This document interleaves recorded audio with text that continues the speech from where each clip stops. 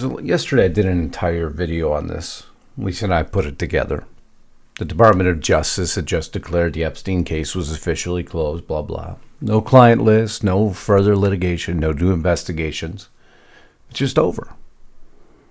Epstein died by suicide, and that's the end of the story. But what if they're right? What if the conspiracy isn't in the cover-up? What if it's just all been confusion? Intentional. A contrarian viewpoint. So in today's video, we're going to unpack this DOJ's latest announcement, the reaction across the political spectrum, which has been non-existent, and one burning question still left unanswered, which kind of overturns the entire premise of any contrarian viewpoint. Is this really justice served, or just a final chapter in a long, carefully crafted illusion? They've never done this before, have they? I'll be back with that story in just 1 minute.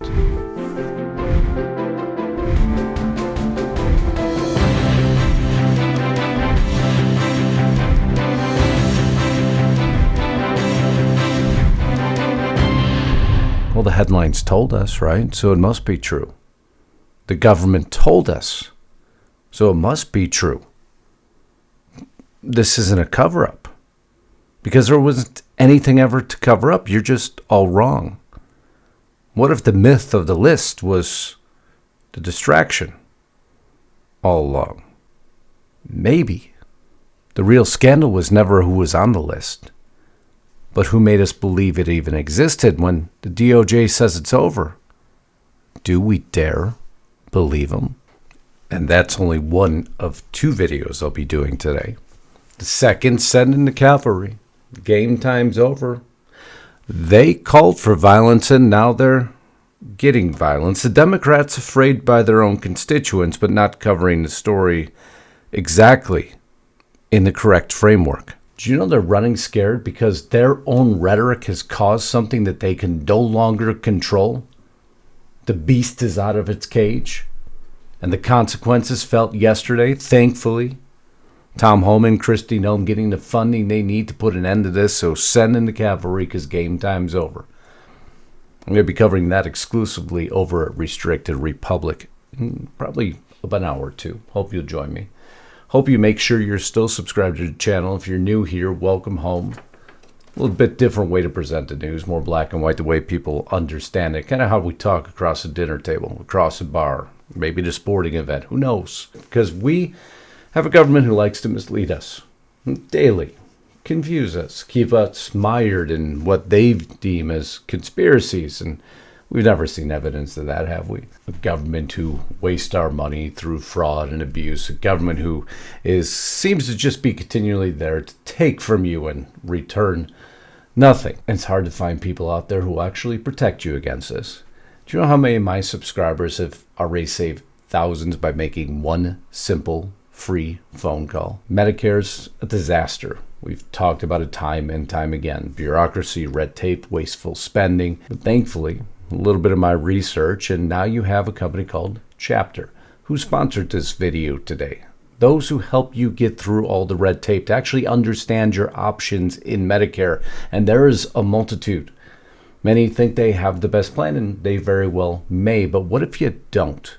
What if there was a way to save money by making one simple free phone call? The average person saves around $1,100 a year.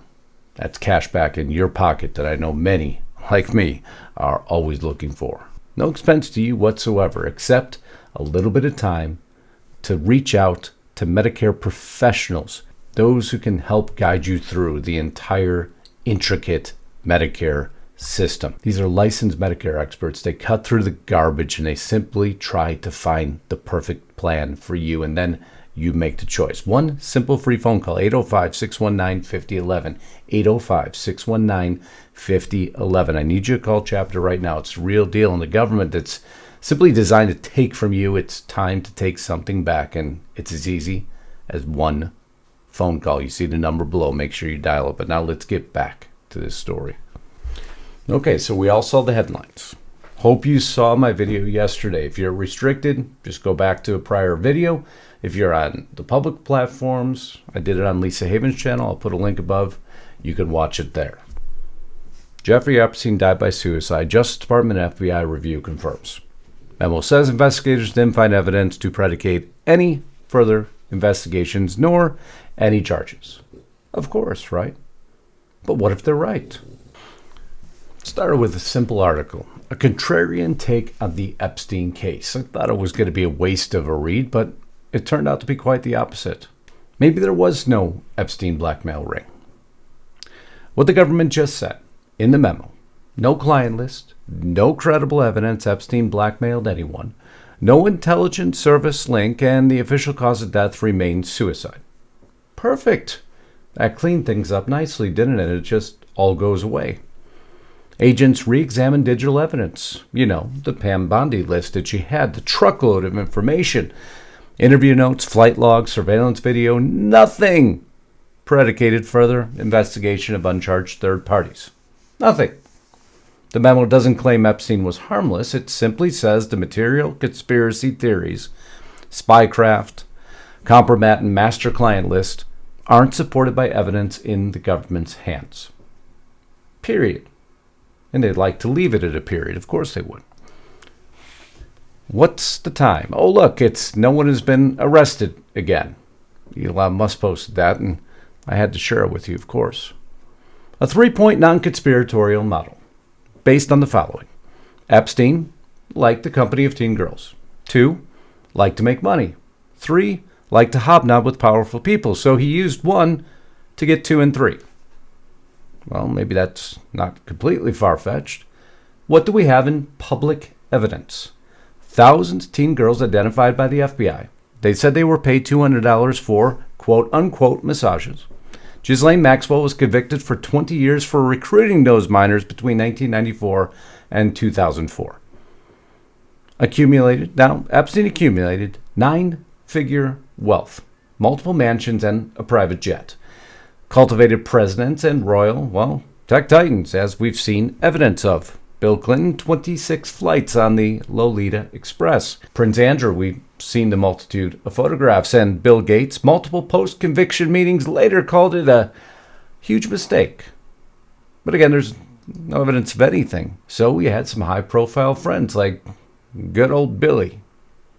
And he bumped elbows once or twice with Donald Trump. This is all public information. Nothing new there with Bill Gates. But what if there was nothing unusual here? I know it's a little bit hard to consume at times, isn't it? Why no blackmail ring fits the observable facts. Happy photographs and repeat visits. Powerful acquaintances kept meeting Epstein after his 2008 conviction. If he was extorting them, the usual response would have been to put distance between the two of you, but rather they held him closer. Only one co-conspirator convicted, Maxwell. No fixers, no handlers, no maids, no pilots, no truck driver, no chauffeurs, no bagmen, no cutouts, nothing prosecutors could indict that resembled an intelligence apparatus whatsoever. It's the facts, right? Plain and simple. No smoking gun tapes. The memo says investigators found hard drives and disks, but nothing warranting charges for unnamed figures. If compromat existed in usable form, it would be the logical cornerstone of any case, but that case now ceases to exist. It's gone. Masseu's testimony points to money, not covert leverage. Women described being shuttled for paid sexual encounters. None testified to seeing politicians or CEOs threatened or filmed for extortion. Civil suits against Prince Andrew and others alleged abuse, not blackmail. This is what the government's handed you right now. This is their closing summation, just through, a contrarian viewpoint. What about the spy rumors? Mossad, CIA claims have circulated for years, seeded by Maxwell family lore and former official speculation. None progressed beyond hearsay. Now, the DOJ review found no corroboration. It's closed. Period. End of story. What if they're right? Occam's razor. Epstein didn't need an intelligent sponsor. He enjoyed access to teen girls, and so did a lot of rich and famous men. Occam's razor was a principle designed to urge one to select a hypothesis or theory that made the fewest assumptions. And the theory that the government just presented you through the DOJ findings was exactly that. It makes you make the fewest assumptions. Everything else, well, in their mind is hearsay. The trick sometimes is simply to pretend that the glove doesn't fit. You see, information doesn't always align with reality now, does it? Nah, not at all. CIA quietly admits it had lied to the public about Lee Harvey Oswald for decades. Oh, that's just leaking out now. That's right. One of the primary figures in the entire schematic has now been outed. You see, he used a separate alias, and he did communicate with Oswald, and he worked for the CIA. But again, decades told you that that story wasn't true either. The uncomfortable conclusion that they'd like you to make. Epstein operation may have been banal. A rich man discovered that providing access to inappropriate relationships was the fastest way to extract donations, investment ideas, and proximity to power. He filmed some of it, probably for his own gratification, while everyone assumed the other guest must know something they didn't. Hence why none of them are being prosecuted, or in their summation, no evidence whatsoever. Sorry, I keep twitching. If that is all there is, it explains why the client list never surfaces, because it doesn't exist. Why high-status friends were willing to be photographed with him. They thought he was simply discreet and rich. That doesn't mean they didn't know something inappropriate was happening. Why exhaustive federal reviews end with no further charges. The crimes were already charged against Epstein and Maxwell, and the rest is sordid but not conspiratorial, so it's over. Done with. Elite social circles may reward money first, morality last, and no one should be surprised by that. People kept showing up because others did. You might call it trickle-down credibility. When official documents close a file, absence of evidence may really be evidence of absence, as if nothing existed or disappeared a long time ago. Especially after years of leaked civil suits and FOIA fights. Conspiracy theories comfort us, but implying there's a hidden order. Maybe there's really wasn't one here. Everything was perfectly copacetic. Not moral, but in their minds, copacetic. And that is probably the biggest vein of truth I can give you today. Or if there is one, it's to get us talking about Epstein instead of something else that's happening right now. Is that possible? What else could be happening behind the scenes? See, these big stories often serve two purposes. One, to keep you confused. The other, to keep you distracted.